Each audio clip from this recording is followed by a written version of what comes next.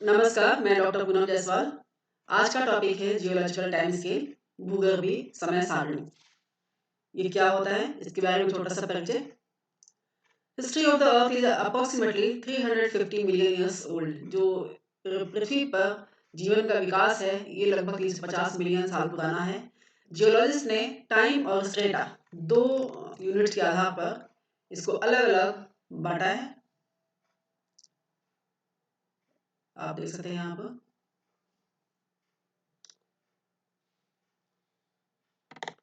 To major units time और strata के आधार पर इसको सब डिवाइड किया है। जियोलॉजिकल हिस्ट्री पूरी जो पृथ्वी पर जो इवोल्यूशन का विकास का हिस्ट्री है, उसको अलग अलग भागों में बांटा है। On the basis of time, समय के आधार पर जो जियोलॉजिकल हिस्ट्री है अर्थ की, उसके आधार पर ये 5 एरा मीन्स युग में डिवाइड किया गया है। Archaeozoic, प्रोटीरोजोइक, Palaeozoic, Mesozoic and Cenozoic. आगे हम इनके बारे में विस्तार से पढ़ेंगे। अब जो ईच एरा है, जो युग हैं, उनको भी अलग अलग पीरियड्स में डिवाइड किया गया है। And each period is further divided into epoch. और फिर दोबारा इस पीरियड्स को भी आगे दूसरे छोटी यूनिट इपॉक में डिवाइड किया गया है। तो ये सारे डिवीजन टाइम के आधार पर थे। इसी तरह similarly on the basis of strata, the geological history of the earth is divided into 4 unit में बांटी गई है। पहला सिस्टम, दूसरा सीरीज, तीसरा स्टेज एंड चौथा जोन।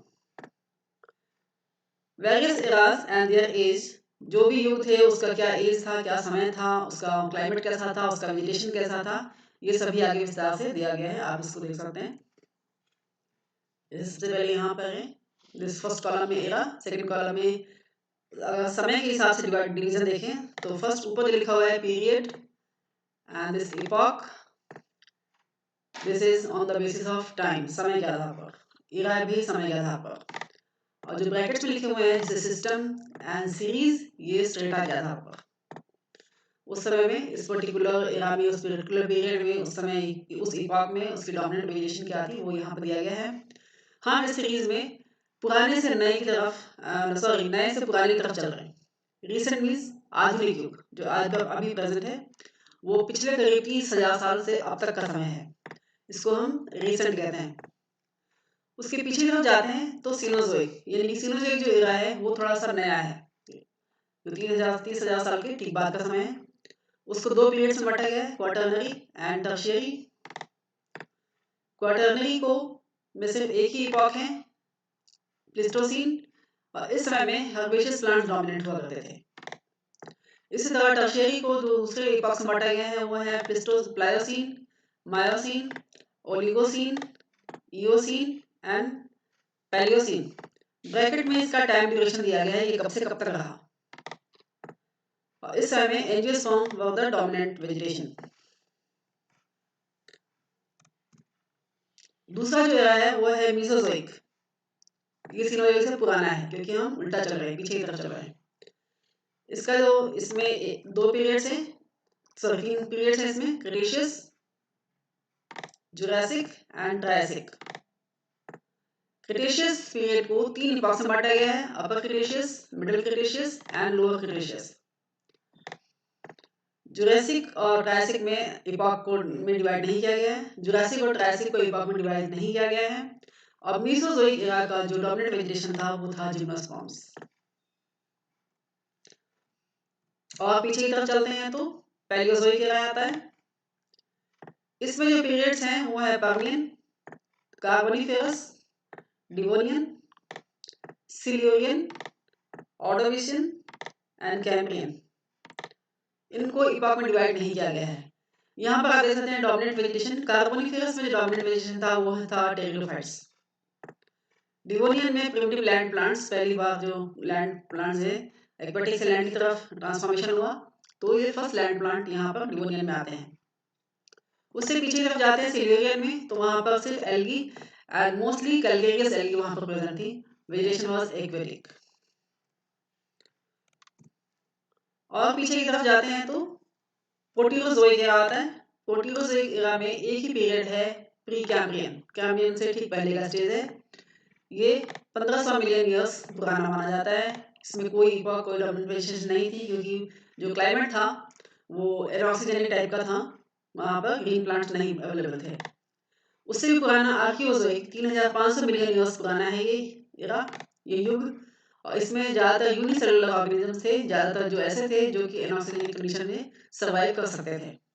अब अभी तक जितने भी टेबल्स में आपने पढ़े उनके बारे में थोड़ा सा परिचय थोड़ा विस्तार से देखेंगे। सबसे पहले प्री कैम्बियन एरा, ये पुराना है, सबसे पुराना आर्कियोजोइक के बाद का पहला स्टेज है। इसमें life originated on the earth in this era, सबसे पहले धरती पर यहाँ पर लाइफ ओरिजिन हुई। एक्वेटिक प्लांट्स, एक्वेटिक मीन्स पानी में, जल में जीवन का उदय हुआ सबसे पहले। यहाँ पर जो रॉक्स पाए जाते हैं ओनली अ फ्यू फॉसिल्स, बहुत ही कम फॉसिल्स हैं क्योंकि वहाँ की एनवायरनमेंट थी वो फॉसिलाइजेशन के लिए सुटेबल नहीं थी, इसलिए फॉसिल्स नहीं प्रिजर्व हो पाए। और जो ऑर्गेनिज्म प्रेजेंट थे वो भी ज़्यादा यूनिसेलुलर थे, बहुत ही सॉफ्ट टिश्यू वाले थे, इसलिए वो फॉसिलाइजेशन की प्रक्रिया में वो फिट नहीं हो रहे थे, इसलिए वो फॉसिल नहीं बन पाए। In the absence of sufficient fossils, क्योंकि फॉसिल्स प्रेजेंट नहीं है इसलिए it is difficult to ascertain Precambrian environment, इसलिए उस समय में क्या इन्वायरमेंट हुआ करता था, क्या क्लाइमेट था, उसके बारे में विस्तार से जानकारी नहीं मिल पाती है। ये हम थोड़ा और नए की तरफ जाते हैं, पैलियोजोइक एरा। इसमें 6 पीरियड्स हैं, वो कौन कौन से हैं टेबल में आपको दिखा दी थी। Permian 240 million years, Carboniferous 280 million years, Devonian 360, Silurian 375, Ordovician 420 and Cambrian 550। तो इस तरह से कैम्ब्रियन जो है वो ज़्यादा पुराना है, जबकि पर्मियन इज थोड़ा सा नया है, नए की तरफ हम बढ़ रहे हैं। जो वेजिटेशन थी वहाँ पर that includes both aquatic and land plants, aquatic भी थे और लैंड प्लांट्स भी थे। जो एक्वेटिक प्लांट्स थे वो कौन कौन से थे, निमेटोथैलस एंड पोटोटैक्साइटिस। और ये इनका जो रिजेम्बलेंस ज़्यादा थैलोफाइट्स की तरह था, जो बॉडी थी बहुत ही अनऑर्गेनाइज्ड थी और डिफरेंशिएटेड नहीं थी, इसलिए इसको थैलोफाइट्स से रिजेम्बल करती है इनकी बॉडी।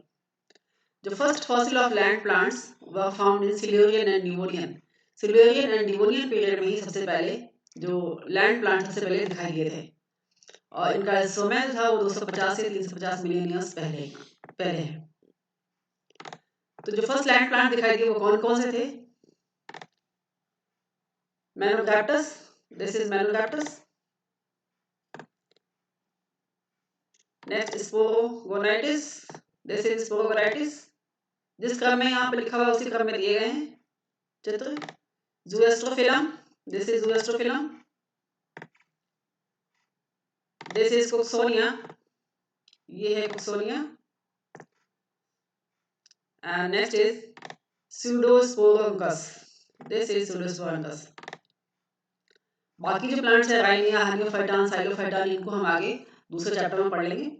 और तो यही जो प्लांट्स है ये जो सिल्यूरियन एंड डिवोनियन पीरियड के फर्स्ट लैंड प्लांट्स थे। उसके बाद क्या होता है, in the Carboniferous and Permian period, Carboniferous और पर्मियन पीरियड में members of Lycopsida, Sphenopsida and Pteropsida, इन्होंने ये वेजिटेशन वहाँ पर बहुत डेंस थी और ये बिल्कुल फॉरेस्ट की फॉर्म में थे, बहुत ही घने फॉरेस्ट बनाते थे। सीड फर्न्स वर अबंडेंट, सीड फर्न्स बहुत ज़्यादा पाए जाते थे एंड इसीलिए इस पीरियड को कहा जाता है the age of seed ferns. There were perhaps seasonal changes in environment, seasonal change वहाँ पर दिखाई देने लग गया था। क्लाइमेट में थोड़ा सा सीजनल चेंज मतलब क्या होता है, एनुअल सीजन या 6 महीने पे 8 महीने पे सीजन थोड़ा बदलता था। ये कैसे प्रूफ होता है, क्योंकि जो प्लांट्स पाए गए हैं वहाँ पर उसमें एनुअल रिंग्स प्रेजेंट है, यानी वो सीजन जहाँ पर जो ग्रोथ होती है प्लांट्स की वो अच्छी होती है और दूसरा सीजन जो उनके फेवरेबल नहीं होता वहाँ पे ग्रोथ कम होती है। तो इन दोनों में डिफरेंस उनके टिश्यू में पाया जाता है। और जो फॉसिल्स हैं वहाँ पर वो कैलिजाइलॉन एंड एरियनम एंड कैलिजाइलॉन न्यूबेराई, ये है कैलिजाइलॉन का फॉसिल, डेंस घने बड़े फॉरेस्ट फॉर्म में है। During late Carboniferous period there was significant change in environment, उसके बाद एनवायरनमेंट चेंज होता है और जिसकी वजह से that resulted in the development of swampy region, swamp mean दलदली जो क्लाइमेट है, दलदल वहाँ पर डेवलप हो जाता है क्योंकि क्लाइमेट जो है वो बहुत ही ज़्यादा ह्यूमिड हो जाता है।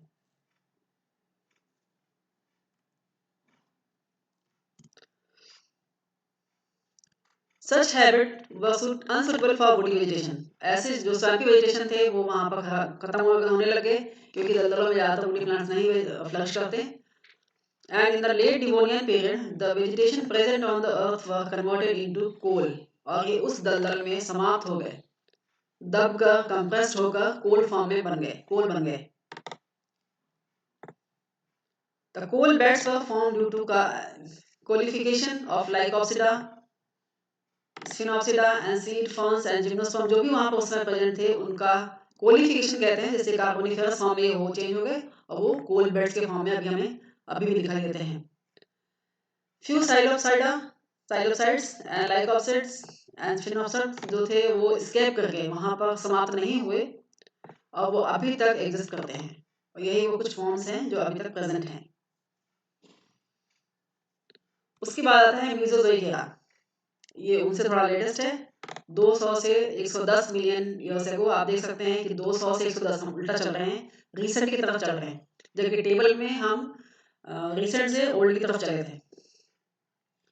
The fossil records say that indicate the presence of many ferns, cycadophytes and conifers in Triassic. Triassic में ये तीनों पाए जाते हैं, ferns, cycadophytes and conifers. और इसीलिए इस पीरियड को एज ऑफ साइकेड्स भी कहते हैं, जिम्नोस्पर्म्स. हालांकि इसमें फ्लावरिंग प्लांट्स भी ओरिजिनेट हुए इस पीरियड में, but their number was very negligible, बहुत ही कम थे संख्या में. और जो ओरिजिनेट हुए वो कौन कौन से थे?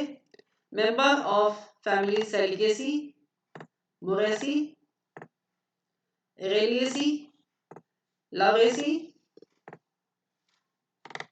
सेपेंडेसी, ये सभी इस पीरियड में ओरिजिनेट हुए. ये सभी एंजियोस्पर्म थे, फ्लावरिंग प्लांट्स थे. Angiosperm formed a significant part of Cretaceous vegetation. Cretaceous era में पीरियड में जो प्लांट्स हुए वो ज्यादातर एंजियोस्पर्म थे. अब आता है सीनोजोइक एरा. ये 80 से 1 मिलियन ईयर्स अगो तक है. अगो मींस होता है उल्टा चल रहे हैं, 80 से शुरू हुआ अभी 1 मिलियन ईयर्स तक चला. This era is known as the age of angiosperm. आपने पिछला देखा था कि जिम्नोस्पर्म थे और टेरिडोफाइट्स थे, वो धीरे धीरे समाप्त होने लगे और उनकी जगह एंजियोस्पर्म आने लगे. और इस एरा में ये फ्लरिश करने लगे, सबसे ज्यादा थे. High mountain ranges like Himalayas in Asia and Alps in Europe, ये भी इसी एरा में बने, सीनोजोइक एरा में बने. और इसकी वजह से क्या है? Consequently the effect of hot winds were minimised.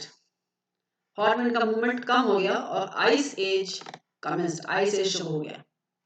ऊंचाई बढ़ने के साथ जो हवा का जो फ्लो था उसमें बाधा आई और इस तरह से मौसम ठंडा हुआ और आइस एज स्टार्ट हो गई.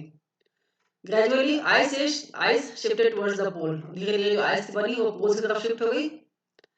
This were accompanied with the development of tropical and temperate region. पोल की तरफ आइस शिफ्ट हो जाने की वजह से जो ट्रॉपिकल एंड टेम्परेट वो थे जो पोल्स की तरफ पास थे, और ट्रॉपिकल वो थे जो इक्वेटर के आसपास थे, जहाँ पर आइस कम थी और क्लाइमेट जो था थोड़ा सा वार्म था.